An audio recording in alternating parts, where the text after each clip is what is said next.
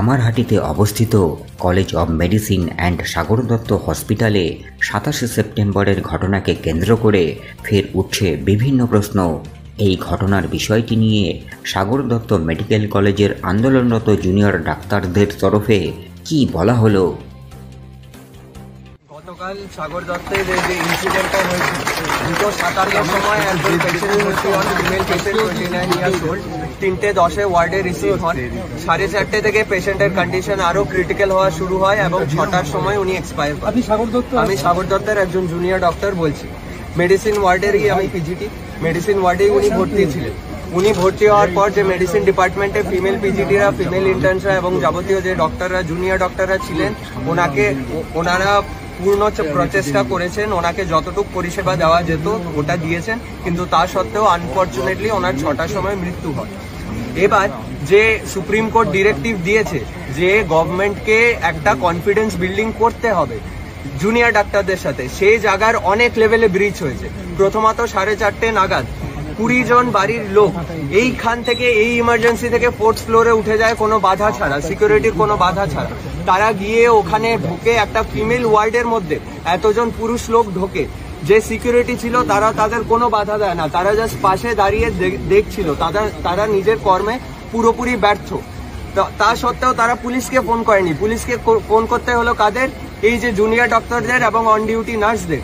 Police এলো, RAB এলো, তারা দাঁড়িয়ে দাঁড়িয়ে দেখছে যে পেশেন্ট পার্টি গালিগালাজ করছে, আমাদের পেশেন্ট পার্টি আমাদের ফিমেল পিজিটির গায়ে হাত দিচ্ছে, বারবার বলছে যে আমরা আরেকটা আরজিকর করে দেবো। এখানে আরজিকরে যে ধর্ষণ খুন হয়েছে সেটা আমরা সবাই জানি। নার্সদের ডিরেক্ট দিয়েছে যে আপনারা যারা সাদা কাপড় পরে আছেন সবার লাশ বের করবো এখান থেকে। পুলিশ, র্যাব এবং সিকিউরিটি সবাই শুধু দাঁড়িয়ে দেখছিল। শুধু তাই নয়, যখন 6টার সময় যখন আমাদের জুনিয়র ডাক্তাররা সেখান থেকে বেরিয়ে আসতে চান সেই মব থেকে, জিডিএরা তাদের হয়ে দাঁড়িয়েছেন, তাদেরকে ওয়ার্ড থেকে বার করেন এবং পাশের ওয়ার্ডের রেস্টরুমে, আবার সেই রেস্টরুমে নিয়ে যাওয়ার চেষ্টা করেন। কিন্তু পুলিশ এই পেশেন্ট পার্টিকে রেস্টরুমে যাওয়ার থেকেও বাধা দিতে পারেনি। সেখানে পুলিশ, সিকিউরিটি এবং র্যাব মিলিয়ে টোটাল 12 থেকে 13 জন ছিলেন এবং বাড়ির লোক 15 থেকে 20 জন ছিলেন। এই মাত্র 15 থেকে 20 জন এই পুলিশের দ্বারা সামলানো যায়নি। তারা সেই রেস্টরুমে ঢোকে, আবার আমাদের ফিমেল পিজিটির গায়ে হাত দেয়, বলে যে তোর এক্ষুনি এখানে খুন করে দেবো, আবার একটা অভয়াকাণ্ড ঘটিয়ে দেবো, সেই রকম থ্রেট দেয়। এখানেই শেষ নয়, তারপর যখন সিচুয়েশনটা একটু ঠান্ডা হয় আমরা সিসিটিভি ফুটেজ কালেক্ট করতে যাই। সেখানে গিয়ে দেখি আমাদের যে রেস্টরুমের বাইরের লেনটা আছে, যে ওয়ার্ডে রেস্টরুমটা আছে, সে ওয়ার্ডে এখন অবধি কোনো সিসিটিভি বসানো হয়নি। সুপ্রিম কোর্ট ডিরেক্টিভ দিয়েছিল যে 14 দিনের মধ্যে সব জায়গাগুলোতে সিসিটিভি বসাতে হবে। কোনো সিসিটিভি ছিল না সেখানে। আর যে জায়গাগুলোতে সিসিটিভি ছিল সেখানে সেই সিসিটিভি মনিটর করার কেউ ছিল না। আমরা সেই রাতের বেলা 10:30টায় গেলাম, সেই সিসিটিভি ফুটেজ বার করতে করতে আমাদের সকাল 7টা হয়ে গেল। কেউ মনিটর করা ছিল না। নামে একটা সিসিটিভি চলছে, যেটা মনিটর করে কেউ যে কোনো ইমার্জেন্সি অ্যালার্ম দেবে সেটা ছিল না। সেই পেশেন্টের সিসিইউ রেফার হয়েছিল। এই যে লাইভ একটা আপডেটেড বেড লিস্ট দেওয়ার কথা বলা হয়েছিল, যে পেশেন্ট পার্টিরা যাতে আগে থেকে জানতে পারে ক্রিটিক্যাল পেশেন্টদের জন্য সিসিইউ বেড আছে কিনা হাসপাতালে, কোনো লাইভ আপডেট ওদের দেওয়া হয়নি। ওরা যখন ওয়ার্ডে গিয়ে জানতে পারে যে কোনো সিসিইউ বেড নেই, আমরা রেফার লিখেছিলাম সিসিইউ থেকে জানানো হয় কোনো বেড নেই। তারপর ওনাদের রাগটা পুরোপুরি ফেটে পড়ে জুনিয়র ডাক্তারদের ওপর। ওনারা গায়ে হাত দেন, বারবার ফিজিক্যালি অ্যাবিউজ করেন, ভার্বালি অ্যাবিউজ করেন এবং বারবার একটাই কথা বলেন যে আমরা কিন্তু এখানে আরেকটা অভয়াকাণ্ড ঘটিয়ে দেব, এটা যে আরেকটা আরজিকর ঘটিয়ে দেব। এটা যে সুপ্রিম কোর্টের ডিরেক্টিভটা ছিল, সেটা সরকার কিন্তু এত মিটিং করেও আমাদের সাথে একদমই ব্যর্থ হয়েছে অ্যাপ্লাই করতে। শুধু তাই নয়, আজকে আমরা সিকিউরিটি থেকে এবং অথরিটি থেকে এটা লিখিত পেয়েছি যে এখানকার সিকিউরিটি এবং পুলিশ আর ইনকম্পিটেন্ট, ওনারা পুরোপুরি ব্যর্থ, ওনারা এই নিয়ে ট্রেন্ড নন যে একটা 15-20 জনের মবকেও কি করে সামলাতে হবে। যে জুনিয়র ডাক্তারদের ওপর এই যে রুগীর বাড়ির লোকের রাগ পেটে পড়ছে, সেটা থেকে কি করে জুনিয়র ডাক্তারদের প্রোটেকশন দেবে, সেটা কিন্তু তারা সেটার জন্য একদমই ট্রেন্ড নয়। তাছাড়া এই যে একটা আউটপোস্ট খুলেছে আমাদের এখানে, এই আউটপোস্টেও কিন্তু আমরা বারবার কালকে এফআইআর করার জন্য ছুটে গেলাম এই সিচুয়েশনে রাতের বেলা, কিন্তু এই আউটপোস্ট বারবার এফআইআর নেয়নি আমাদের, বলছে আমরা এই আউটপোস্টের এফআইআর নেব না। আমাদের সেই ছুটে যেতে হলো কামারহাটি থানায় এই অবস্থায়। আর তাছাড়া এখানকার অথরিটি, একটা আমাদের যে সুইপাররা আছে তাদেরকে কমান্ডো সিকিউরিটির জামা কাপড় দিয়ে তাদের কমান্ডো সিকিউরিটি হিসেবে একটা পাস করার চেষ্টা করছে। এবার এই রুগীদের রাগটা যেটা আছে, কমান্ডো সিকিউরিটি হিসেবে যাদের নিয়োগ করার কথা তাদেরকে নিয়োগ না করে আমাদের সুইপারদের কমান্ডো সিকিউরিটি টি শার্ট দিয়ে দাঁড় করিয়ে দিয়ে দেখানো হচ্ছে যে এখানে তো পর্যাপ্ত সিকিউরিটি আছে। কিন্তু কালকের ঘটনাটা কিন্তু এটার পূর্ণ দর্শন যে আমরা কিন্তু এখনো সেফ নয়। সরকার কিন্তু পুরোপুরি ব্যর্থ হয়েছে জুনিয়র ডাক্তারদের সাথে কনফিডেন্স বিল্ড আপ করতে সিকিউরিটি ইস্যুস নিয়ে। আজকে তো হেলথ সেক্রেটারি এসেছিলেন, পুলিশ কমিশনার। একদম তাই, আমরা যে চতুর্থ দাবিটা নিয়েছিলাম যে সিকিউরিটি কতটা ইম্পর্টেন্ট, যে সিকিউরিটি ল্যাবসটা থাকলে আবার একটা অভয়া কাণ্ড হয়ে যেতে পারে, সেটা কিন্তু আজকে সাগর দত্তের ইনসিডেন্টসটা দেখিয়ে দিয়েছে। এই যিনি হেলথ সেক্রেটারি, যার প্রতি আমাদের এই সিকিউরিটির দাবি নিয়ে সবচেয়ে বেশি প্রশ্ন ছিল, উনি আজকে এসেও কিন্তু একই কথা বলে গেলেন যে সিসিটিভি আরো বসানো হবে, সিকিউরিটি আরো তীব্রতর করা হবে। কিন্তু ওনার সিকিউরিটি সিসিটিভি দিয়ে কিছুই কিন্তু আমাদের লাভ হচ্ছে না যতক্ষণ না একটা প্রপার প্ল্যান হবে, প্রপার এসওপি হবে, এবং সেই প্রপার প্ল্যান আর এসওপি করার দায় কিন্তু পুরোপুরি প্রশাসনের। এই জিনিসটায় সিকিউরিটি প্রদান করার দায় পুরোপুরি প্রশাসনের। সুপ্রিম কোর্ট চিফ সেক্রেটারির ডিরেক্টিভস থাকা সত্ত্বেও ওনারা যেহেতু ব্যর্থ হয়েছেন, আমরা কিন্তু সাগর দত্তের জুনিয়র ডাক্তাররা পূর্ণ কর্মবিরতি পালন করব যতক্ষণ না আমাদের সিকিউরিটি ইস্যুজের ডেভেলপমেন্ট হচ্ছে। এই কর্মবিরতি কি সোমবার বিকেল থেকে? আমরা গতকাল রাত থেকে কর্মবিরতি শুরু করেছি। যেই মুহূর্তে আমাদের বোনের গায়ে হাত উঠেছে সেই মুহূর্ত থেকে আমরা কর্মবিরতি শুরু করেছি। 27শে সেপ্টেম্বর কামারহাটির সাগর দত্ত মেডিকেল কলেজের এই ঘটনার জেরে ওয়েস্ট বেঙ্গল জুনিয়র ডক্টরস ফ্রন্টের তরফেও তোলা হয়েছে বিভিন্ন প্রশ্ন। এদিকে সুপ্রিম কোর্টে 30শে সেপ্টেম্বর রয়েছে আরজি কর কাণ্ডের শুনানি। এই অবস্থায় আরজি কর কাণ্ডের জেরে আন্দোলনরত জুনিয়র ডাক্তারদের front waist Bengal junior doctors ফ্রন্টের তরফে 28শে সেপ্টেম্বরের প্রেসমিটে কি বলা হলো? আজকে অভয়ার বিচারের 51তম দিন। আমরা কিন্তু বারবার করে প্রথম দিন থেকে রাজপথে নেমেছি, ঝড় জল বৃষ্টিতে আমরা র্যালি করেছি, মিছিল করেছি, অবস্থান করেছি, যাতে আমরা সুবিচার পাই। সেই জায়গা থেকে দাঁড়িয়ে কিছু অ্যাসিওরেন্স পেয়ে আমরা মানুষের কথা ভেবে একটি পার্শিয়াল কর্মবিরতির জায়গায় এসেছিলাম। আমরা গতকাল এসএসকেএম এর অডিটোরিয়ামে একটি গণকনভেনশনের ডাক দিয়েছিলাম। সেখানে সমস্ত স্তরের মানুষ এসেছিলেন। তারা আমাদের আন্দোলনের সাথে কিভাবে সম্পৃক্ত আছেন, কিভাবে অভয়ার ন্যায় বিচারের জন্য আমরা আরো আন্দোলনকে এগিয়ে নিয়ে যাব, কিভাবে এই যে দিকে দিকে চলে যাওয়া থ্রেট কালচার সেগুলোকে আমরা কিভাবে সরকারের কাছে পৌঁছে দেব, কিভাবে যে সেফটি সিকিউরিটির দাবি আমরা তুলেছি সেগুলো কতদূর ইমপ্লিমেন্টেড হলো, এইগুলো নিয়ে আমরা কথা বলবো বলে গণকনভেনশন ডেকেছিলাম। আমাদের গণকনভেনশন চলছিল, তারই মাঝখানে হঠাৎ করে আমরা খবর পেলাম একটি রুগী যার মরণাপন্ন অবস্থা, সে আজকে এসছিল সাগর দত্তের মেডিসিন ওয়ার্ডে, এবং তাকে সঙ্গে সঙ্গে এখানকার জুনিয়র ডাক্তাররা অ্যাটেন্ড করে, এবং অ্যাটেন্ড করার সঙ্গে সঙ্গে তারা বুঝতে পারে যে এই পেশেন্টটির আইসিইউ বেড দরকার আছে। তারা সঙ্গে সঙ্গে আইসিইউ বেডে রেফার করে।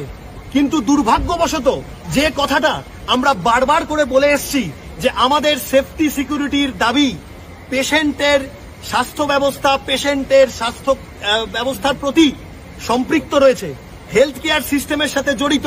এই যে আমরা বারবার করে বলেছি সেন্ট্রাল রেফারাল সিস্টেম, এই যে আমরা বলেছি যে আইসিইউ বেড ভ্যাকেন্সি, এই যে আমরা বলেছি পরিকাঠামোকে বাড়িয়ে তোলা, সেটা কিন্তু একটা বারের জন্য হয়নি। সেটা নিয়ে ডিরেক্টিভ বেরিয়েছে, সেটা নিয়ে সুপ্রিম কোর্ট অনেক কিছু বলেছে, কিন্তু সরকারের তরফ থেকে কোন রকম সদিচ্ছা আমরা দেখতে পেলাম না, এবং তার ফলে একটি রোগীর প্রাণ চলে যায়। তারপরে আমরা যেটা দেখতে পেলাম সেটা অত্যন্ত নক্কারজনক। প্রায় 15 থেকে 20 জন এসে আমাদের এই সাগর দত্তের যারা জুনিয়র ডাক্তার রয়েছে তাদের ওপর অ্যাটাক চলল। ফিমেল যারা পিজিটি রয়েছে, ইন্টার্ন রয়েছে, তাদের গায়ে হাত উঠল।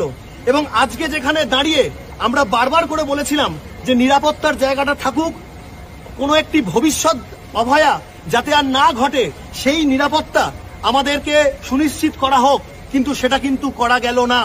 এক প্রকার আমরা দেখতে পেলাম যে পুলিশ এবং কিছু সিভিক ভলেন্টিয়ার, যার বিরুদ্ধেও আমরা প্রতিবাদ তুলেছিলাম, তারা কিন্তু নীরব দর্শকের ভূমিকা পালন করলো, এবং যার ফলে সেই ক্রাউড থেকে এরকম একটি কণ্ঠস্বর শুনতে পেলাম আমরা যে এরপর কিন্তু আমরা আরজিকর করে দেব। আমরা বারবার করে জানাচ্ছি যে এই যে থ্রেট কালচারের রাজনীতি, এই যে থ্রেট কালচারের আবহ, সেটা কিন্তু এখানেই তৈরি হয়। আজকে আমরা দেখতে পাচ্ছি যে সমাজে এই জিনিসটা ঘুরে বেড়াচ্ছে যে আরজিকর যেখানে এই নক্কারজনক ঘটনা ঘটেছে তার কোন রকম দৃষ্টান্তমূলক শাস্তি হলো না, কোনো সুবিচার হলো না। সেই জন্য সমাজে আমরা কিন্তু কোন রকম মেসেজ দিতে পারলাম না যে এই ঘটনার যে একটি শাস্তি হয়, সরকারের তরফ থেকে একটি দৃষ্টান্তমূলক সাজা হয়, সেই বার্তা কিন্তু প্রশাসনের তরফ থেকে দেয়া গেল না বলেই এই ধরনের থ্রেটের জায়গা চলে এলো। আমরা বারবার বলেছি যে আমরা যখন মুখ্যমন্ত্রীর সাথে বৈঠক করেছি, যখন চিফ সেক্রেটারির সাথে বৈঠক করেছি, আমরা এই থ্রেট কালচারের কথাটা বারবার তুলে ধরেছি। কিন্তু কি দেখতে পেলাম লাস্ট এক সপ্তাহে?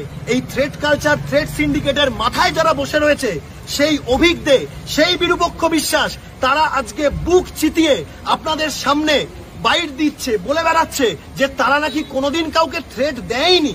মাননীয় মুখ্যমন্ত্রী তিনি এই জিনিসটা বলছেন যে আজকের মিটিংয়ে, যে প্রিন্সিপাল এবং সুপারদের সাথে মিটিংয়ে, যে থ্রেট কালচার বলে কিছু নেই।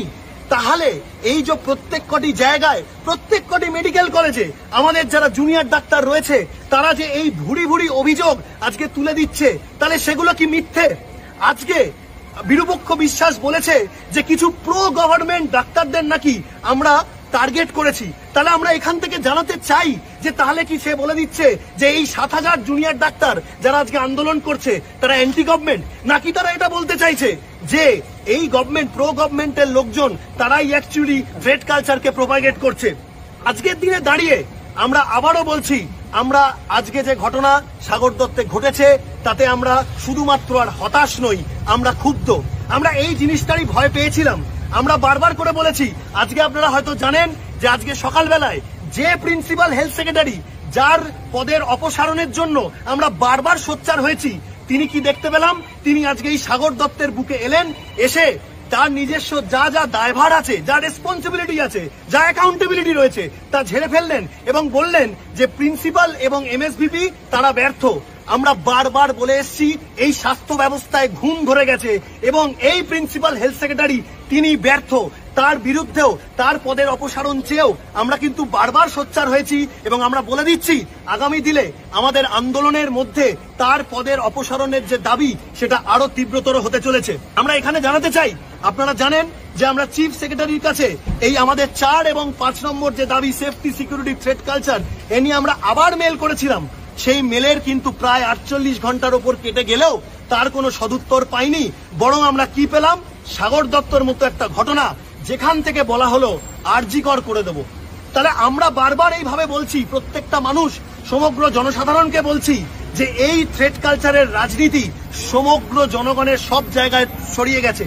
আজকে যেখানে যেখানে এই কথাটা বলা হচ্ছে যে আরজিকর করে দেব, অন্য কোথাও সেটা বলা হচ্ছে দোকান ভেঙে দেব, অন্য কোথাও বলা হচ্ছে বাড়ি সরিয়ে দেব, বাড়ি গুড়িয়ে দেব। তার মানেটা কি? এই যে শাসক দলের তরফ থেকে যে বিভিন্ন রকম ভাবে বিভিন্ন স্তরের মানুষজনকে থ্রেট কালচার দেয়া হচ্ছে, থ্রেট দেয়া হচ্ছে, সেই জায়গাটার থেকে দাঁড়িয়েই আমাদের এই সামাজিক আন্দোলন।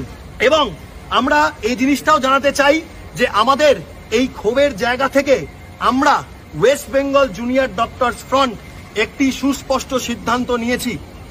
আমরা সামনের ৩০ তারিখ যে সুপ্রিম কোর্টের হিয়ারিং রয়েছে, আমরা নিজেরা দেখতে পেয়ে গেলাম যে রাজ্য সরকার আমাদেরকে সেফটি, সিকিউরিটি দিতে ব্যর্থ এবং যে কনফিডেন্স বিল্ডিং এর কথা সুপ্রিম কোর্টের চিফ জাস্টিস বারবার তুলেছেন, আমরা এখান থেকে জানিয়ে দিতে চাই তারা আমাদের বিন্দুমাত্র কনফিডেন্স দিতে পারেননি। বরং আমাদের এখন সন্দেহ জাগছে যে তারা কোনোদিন এটার প্রতি সদিচ্ছা তাদের ছিলই না। এবং আগামী পরশুদিনকে যে সুপ্রিম কোর্টের শুনানি আছে, আমরা দেখতে চাই যে তারা আমাদের সেফটি, সিকিউরিটি যে এনশিওর করতে পারেনি, যে থ্রেট কালচার সরাতে পারেনি, তারা সুপ্রিম কোর্টে কি জবাব দিতে পারে। আমরা ভেবেছিলাম যে সরকার হয়তো সদিচ্ছা দেখাবে, সরকার হয়তো পদক্ষেপ নেবে, মাননীয় মুখ্যমন্ত্রীর সাথে বৈঠক, চিফ সেক্রেটারির সাথে বৈঠক, সেখান থেকে হয়তো একটা সদিচ্ছার প্রশ্ন আসতে পারে, সেখানে হয়তো একটা হাত মেলানোর, একটা খোলা মনে ডিসকাশনের জায়গা এসে গেছিল, কিন্তু আমরা দেখতে পেলাম যে সেগুলো সবকটি অন্তঃসার শূন্য। এই জায়গা থেকে দাঁড়িয়ে আমরা বাংলার সাধারণ সবাইকে জানাচ্ছি যে আমরা হাসপাতালে সেফ সিকিওর নই।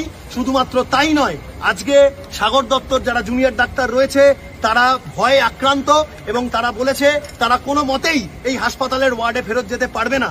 এই জায়গা থেকে দাঁড়িয়ে আপনারা জানেন যে আমরা এর আগে আগামীকাল একটি মিছিলের ডাক দিয়েছিলাম, একটি ডিসেন্ট্রালাইজ প্রোগ্রামের ডাক দিয়েছিলাম।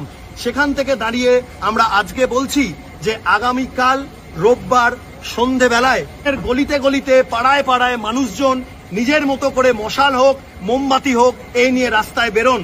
আমাদের অভয়ার বিচার এবং পরবর্তীকালে যে কোনো রকম অভয়ার ঘটনা না ঘটতে পারে সেই ডাকে, এবং আজকে সাগর দত্তে যে ঘটনা ঘটেছে তার চোখে আঙুল দিয়ে দেখিয়ে দিয়েছে যে পরবর্তী অভয়া এইভাবেই যদি চলতে থাকে আর খুব দূরে নয়। সেই জায়গা থেকে দাঁড়িয়ে এই মশাল মিছিল প্রত্যেকটি মেডিকেল কলেজ থেকে তাদের কিছু কিছু নির্দিষ্ট জায়গায় আমরা বেরিয়ে পড়ব। শুধু তাই নয়, আপনারা জানেন যে আমরা মহালয়ার দিনের জন্য একটি মহা মিছিল এবং মহা সমাবেশের ডাক দিয়েছি, সেটি ধর্মতলা চত্বরে। সেই প্রোগ্রাম আমাদের এখনো রয়েছে।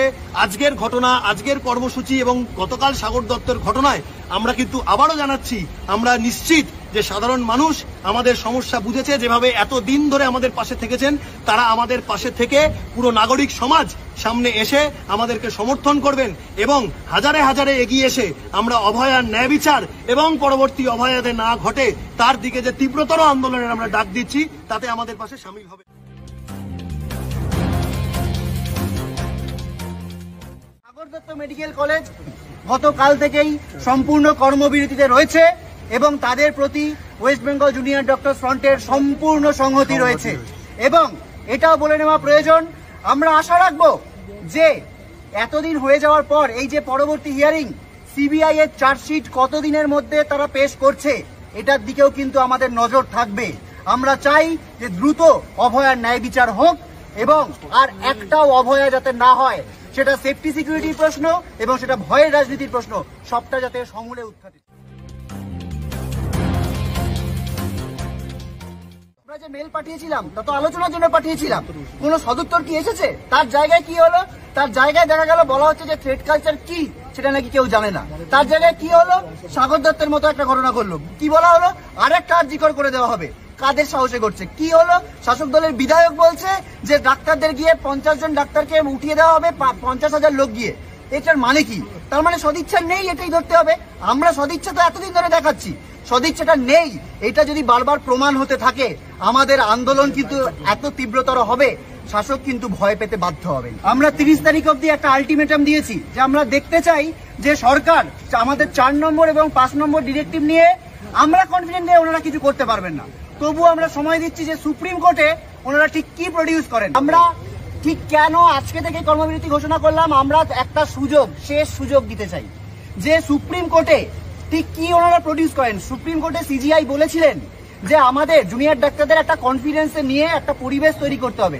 আমরা কিন্তু সেই জায়গা থেকেই ওই রিটেন ডিরেক্টিভ পেয়ে আমরা বলেছিলাম যে হ্যাঁ কিছু ভরসা আমরা করতে পারছি, কিন্তু আজকে এই সাগর দত্তের ঘটনা আমাদের চোখে আঙুল দিয়ে দেখিয়ে দিয়েছে যে সদিচ্ছা তো নেই, ওনারা এটা একদমই করতে পারবেন না। তারপরে ওনারা সুপ্রিম কোর্টে গিয়ে কি বলেন তার দিকে আমাদের নজর থাকবে এবং ঠিক তারপর থেকে আমরা পূর্ণ কর্মবিরতিতে ফিরবো। এবং শুধু তাই নয়, শুধু পূর্ণ কর্মবিরতিও নয়, তার সাথেও কিন্তু আমরা তীব্রতর আন্দোলনে আরো ফর্ম ভাববো, যার মধ্যে একটা আগামী 2 তারিখের মহালয়ার দিনকে মহাসমাবেশ ও মহামিছিল এবং তার সাথে আরো বিভিন্ন কর্মসূচি আমরা একই সাথে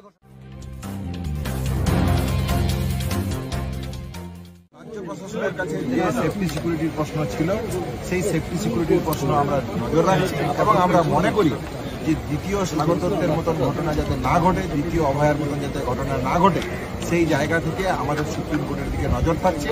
এবং আমার সহযোদ্ধা দেবাদা যেভাবে বললো যে আমরা রাজ্য প্রশাসনের কাছে শেষ সময়টুকু দিতে চাইছি, তারা যেন আমাদের এই নমনীয়তাকে দুর্বলতা না ভাবে, সেই জায়গা থেকেই আমরা বলছি যে সোমবার সুপ্রিম কোর্টের হিয়ারিং এর পর এবং রাজ্য প্রশাসনের দিক থেকে যে জায়গা উঠে আসছে সেই দেখে আমরা সোমবার বিকেলের থেকে কর্মবিরতির ডাক দিয়ে রাখছি। সিদ্ধান্ত কি পরিবর্তন হতে পারে, সেরকম কোনো ক্ষেত্র আছে?